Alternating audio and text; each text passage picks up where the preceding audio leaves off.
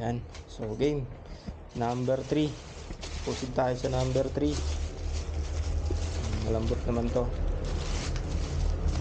So yan. So yung ibang mga parcel na binili ko, hindi ko na pinadaan dito kasi nandito ako sa Laguna. So direct na siya sa Bicol, no. Re-receive na lang siya din. Pinasuyo ko na lang sa kapatid ko, no. So madami pa tayong i-unbox doon or i-unwrap. So ito na, pangatlong item for today's video. Ito, gutingin natin. Hindi natin na-shoutout yung seller.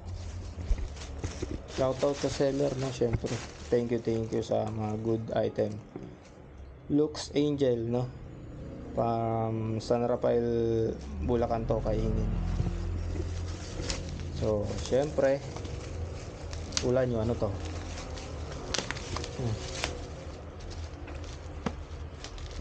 Nabas na natin.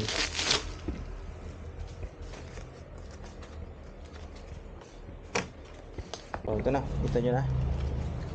So dahil may solar setup tayo, or kahit wala kayong solar setup, no, kung meron kayong stove sa bahay, syempre kahit wala kayong stove, kailangan nyo ito sa bahay, syempre, lalo na dikit-dikit yung bahay, no,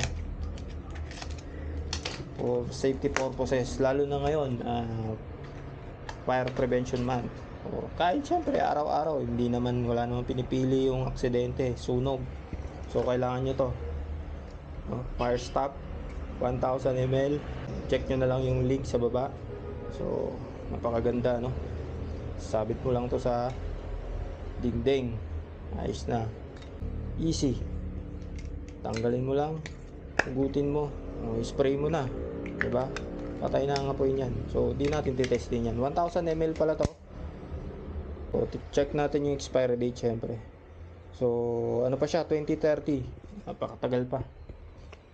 2026, 4 na taon. So goods na goods yan. So babalik natin to kasi dadalhin din natin to ng Bicol, or hindi na kaya. Iwan ko na to rito para merong magagamit dito, no. So dito na to. Hindi ko na to ibabalik sa ano. Order na lang ako para dun sa solar setup ko sa Bicol. So ito, dito na to. Huwag naman sana, no. Okay lang yan. Okay mag-invest niyan kahit hindi nyo magamit. Mas maganda nga hindi nyo magamit kasi ibig sabihin hindi magkasunog. Pero kung just in case magkasunog, syempre handa kayo. So yan.